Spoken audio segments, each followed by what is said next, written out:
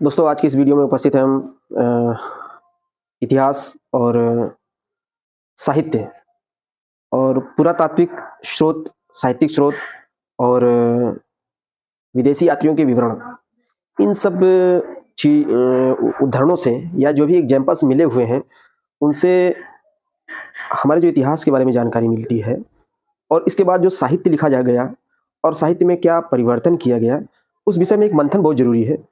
चूँकि जैसे साहित्य है, नाटक है या कोई ग्रंथ है, जिसको परंपरागत रूप से एक मनोरंजन के रूप में लोगों ने पढ़ा और उसको प्रचलन में लाए और उसके पात्रों को या उसकी घटनाओं को उसमें वास्तविकता ढूँढने लगते हैं, तो कहीं न कहीं ये हमारे एक सामाजिक चिंतन और सामाजिक विमर्श की कमजोरी बनता है कि हम साहित्य को साहित्य की नज़र से, क्योंकि साहित्य कई मामलों में काल्पनिक भी हो सकता है, कुछ मामलों में वास्तविक भी हो सकता है। लेकिन जहाँ तक बात आती है इतिहास की, तो इतिहास हमारा काल्पनिक नहीं है और इतिहास को काल्पनिक बनाने की कोशिश नहीं की जा सकती है। जहाँ कहीं भी अगर इतिहास को काल्पनिक बनाने की कोशिश की जाती है, तो ये गलत है और इतिहास विषय के रूप में, इतिहास के विषय के रूप में ये एक तरह से ईमानदारी नहीं है। तो जैसा कि भारत के संदर्भ में हम देखते हैं कि भारत के संदर्भ में अगर देखें तो ऐतिहासिक साक्ष्यों के मिलना तो पुरा पाषाण काल से ही शुरू हो जाते हैं और पुरा पाषाण काल से सबसे पहला जो साक्ष्य होता है, तो पुरा पाषाण काल के बारे में या आदि मानव के बारे में कह सकते हैं जानकारी किसी भी लिखित सामग्री से नहीं मिलता है। वो जो लिखा गया, वो जानकारी के लिए बाद में लिखा गया, लेकिन उसके जो प्रमाण मिले, वो पुरातत्व से मिले।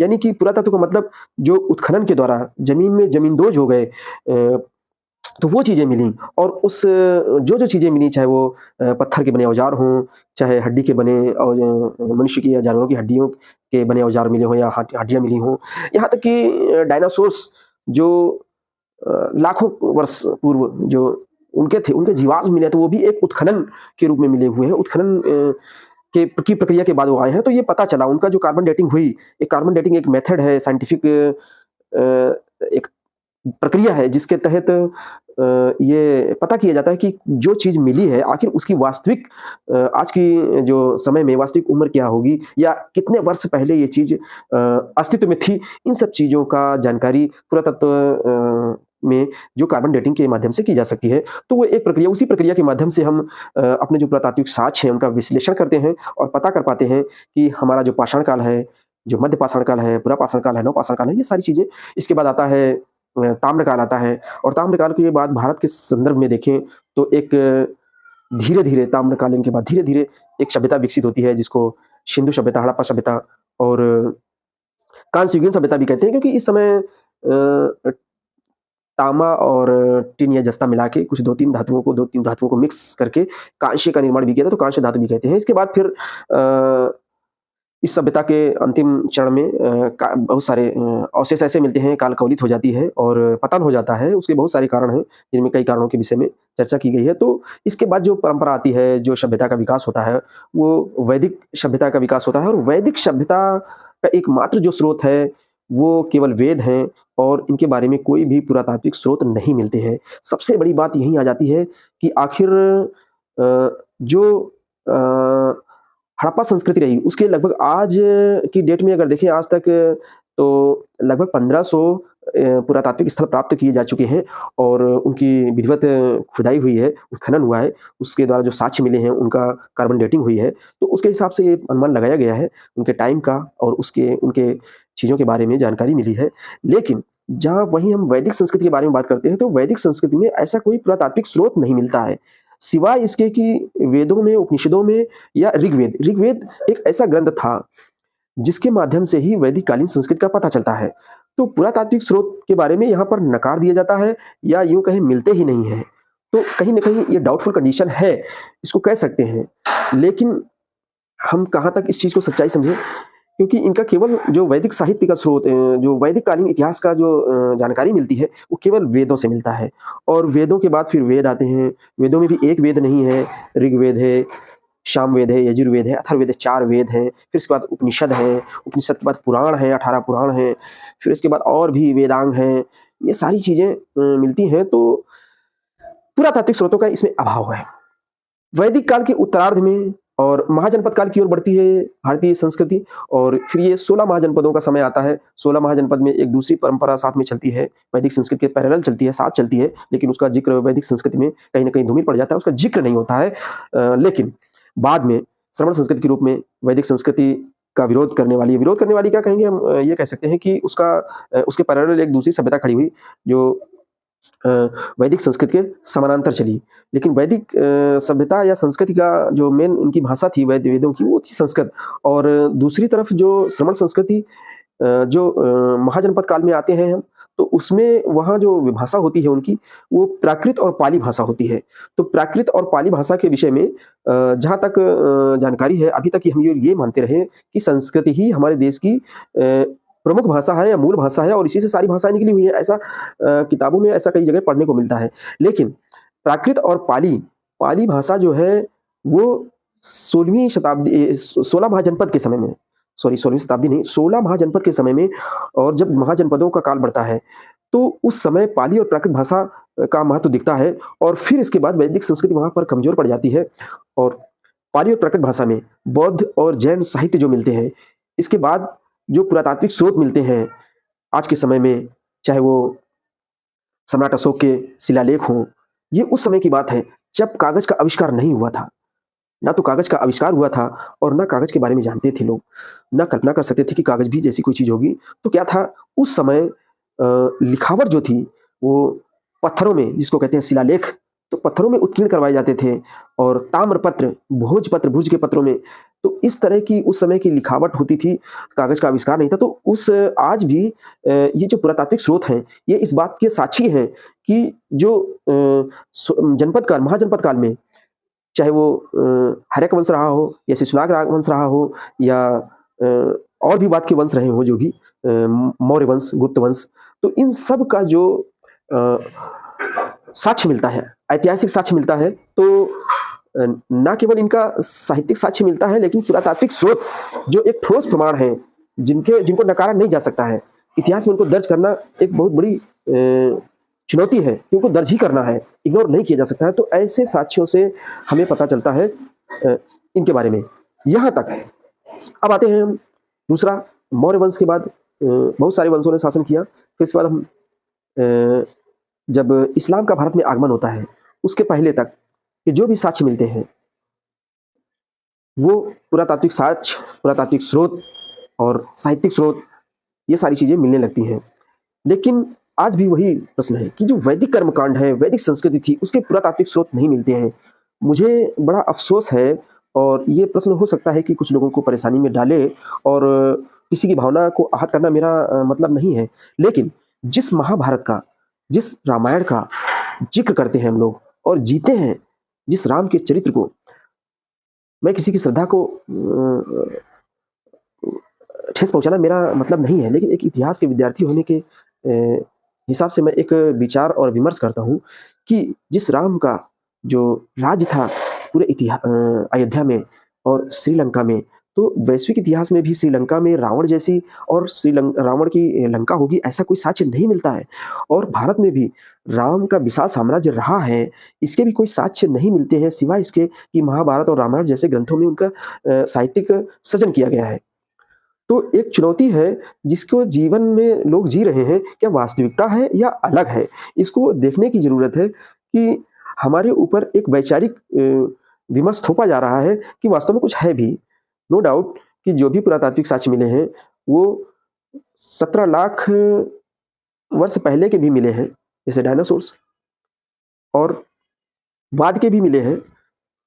आज भी 6ठी शताब्दी ईसा पूर्व और बाद के, चाहे वो अंग्रेजों के समय के रहे हों, या मुगलों के समय के रहे हों, या तुर्क सल्तनत के समय के रहे हों, या दिल्ली सल्तनत के समय के रहे हों, ये सब जो है साक्ष्य है, पुरातात्विक स्रोत आज उपस्थित हैं, और वो जो है एक अपनी उपस्थिति दर्ज कराते हैं। मुगलों ने जो निर्माण करवाए, उनका अवशेष है। ब्रिटिश शासनकाल में जो निर्माण कार्य हुए, जो बिल्डिंग्स बनी, वो है, उनकी सत्ता कायम थी, इस बात का पुरातात्विक स्रोत है। बजाय वैदिक संस्कृति का समय जो रहा है 1000 वर्ष लगभग, 1500 ईसा पूर्व से और 600 ईसा पूर्व के बीच का जो समय रहा है, वो ऐसा रहा है जिसमें ये नहीं मालूम पड़ता कि इनका जो है पुरातात्विक स्रोत में या पुरातात्विक स्रोत का कोई साधन मिला हो, सिवाय इसके कि वेद और उपनिषद और इन्हीं में से जानकारी मिलती है। मुगलों के आक्रमण या इस्लाम के आगमन के बाद जो जिस भाषा का बोलबाला था यहाँ पर भारत में, पाली भाषा जो शिक्षा का एक प्रमुख केंद्र तक्षशिला और नालंदा, विक्रमशिला, ये विश्वविद्यालय थे। विश्वविद्यालय का मतलब बहुत बड़े शिक्षण संस्थान थे ये। तो बिहार का नालंदा विश्वविद्यालय और इधर पाकिस्तान में आज जो है वो तक्षशिला विश्वविद्यालय, ये फेमस थे। और उस समय बुद्धिज्म अपने चरम पर था, तो उस समय पाली भाषा का प्रचलन था। और पाली जो भाषा थी उसकी लिपि थी बम्ही। बम्ही लिपि को से जो है लिखी हुई चीजें वो बाद में पाली लिपि जो संस्कृत भाषा में जो ब्रह्म है, वो ब्रह्म यानी कि उन्होंने पाली में कुछ अपने संयुक्त अक्षर जैसे का खा गा गा अंगा अंगा और चा छा जा झा टा ठा दा धा णा, ये चीजें पाली में थी। लेकिन संयुक्त अक्षर जैसे छ त्र य ये पाली भाषा में बिल्कुल नहीं थे। और एक उड़ने वाली र जैसे गर्व, गर्व में वा में एक र ऊपर उड़ाई जाती है, तो वो पाली भाषा में नहीं होता था। ये संस्कृत भाषा में प्रचलन में आई। दूसरी चीज, पाली भाषा में 8 ही स्वर होते थे, अ और आ यानी छोटा आ और बड़ा आ, और छोटी ई और बड़ी ई, और छोटा ऊ बड़ा ऊ, ए और ओ, ये 8 ही स्वर पाली भाषा में हुआ करते थे।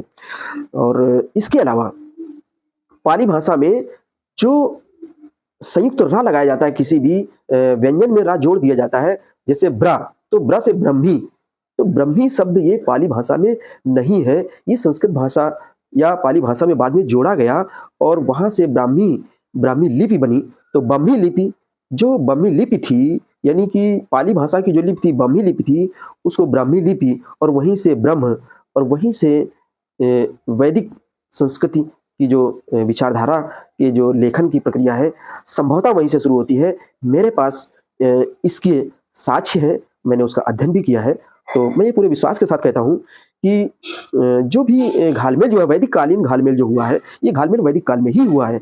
और उस जो वैदिक संस्कृति एकदम कर्मकांडी प्रथा पर थी, वेद मंत्रोच्चारण और कर्मकांडों पर आधारित थी, उसको उस डार्क एज में, जिस डार्क एज में सिंधु सभ्यता का पतन हो रहा था और श्रमण संस्कृति विकसित हो रही थी, उसी समय वैदिक संस्कृति को स्थापित करने का जो प्रयास किया गया है, वो इन माध्यमों से किया गया है। इसी कारण से जो वैदिक संस्कृति का जो जानकारी मिलती है, वो केवल पुरातात्विक स्रोतों का कोई है ही नहीं, केवल साहित्यिक स्रोत मिलते हैं।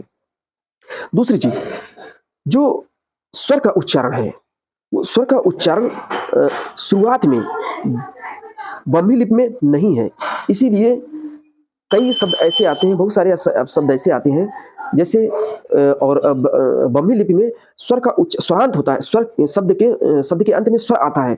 इसीलिए ब्रह्मी लिपि में जो ब्रह्मी लिपि है, ब्रह्मी यानी कि पाली भाषा की जो लिपि है, उसमें जैसे कहते हैं शुद्ध,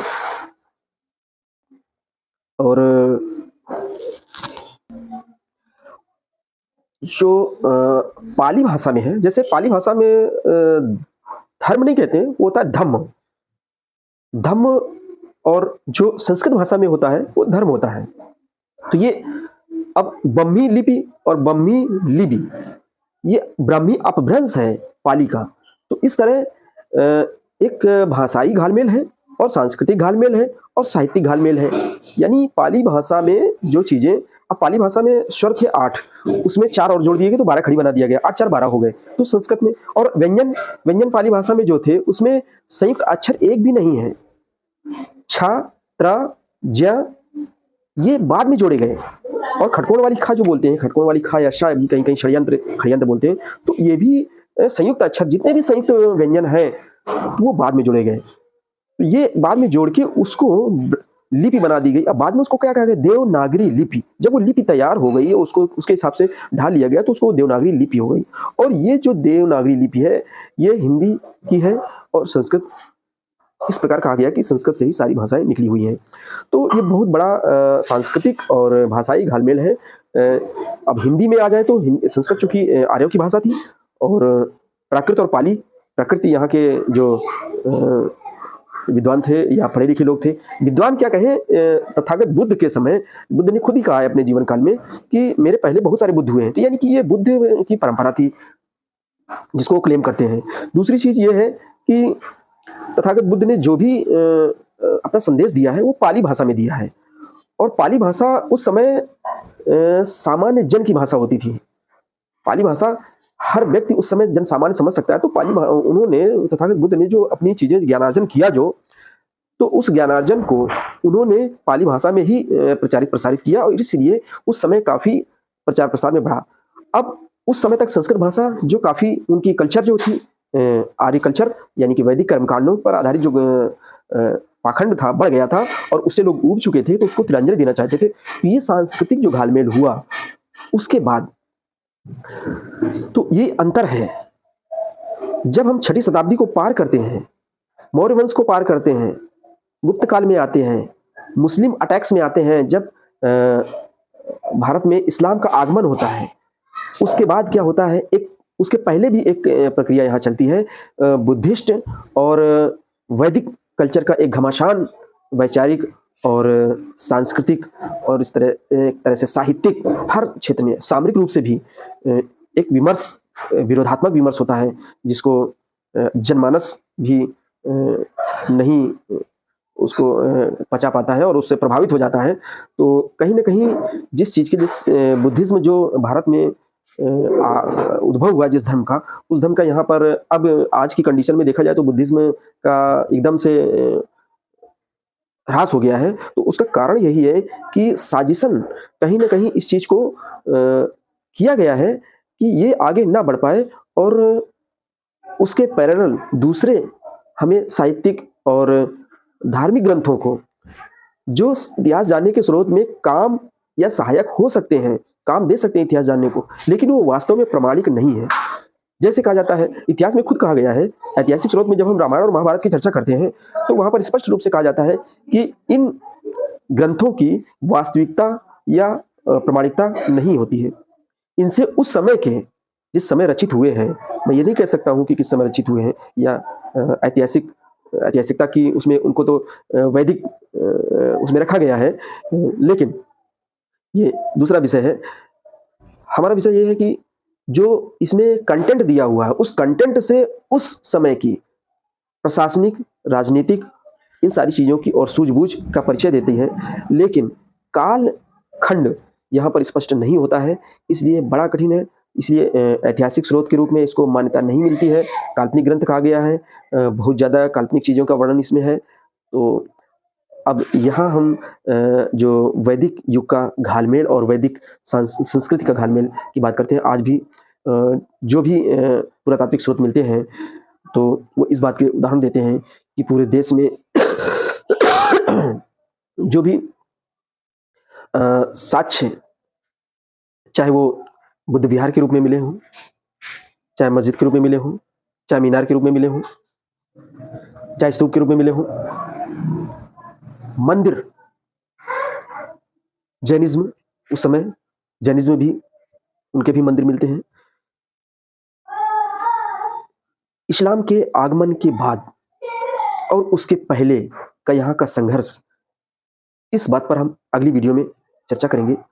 और आज का विषय मेरा यह था हमारा कि वैदिक संस्कृति के साथ जो घालमेल होता है, एक जो डार्क एज स्थापित होता है, अंधकार होता है, हड़प्पा संस्कृति और वैदिक कल्चर के स्थापित होने के बीच और 6ठी शताब्दी या 16 महाजनपद के बीच आते आते वो उस गैप को कैसे समझे हम लोग कि एकदम से नगरीय सभ्यता कैसे नष्ट हो गई। तो उसके विषय में इस वीडियो को मैंने बनाया, और ये मैं अपने कुछ जानकारी के माध्यम से और अपने विश्वास के बात कह रहा हूँ।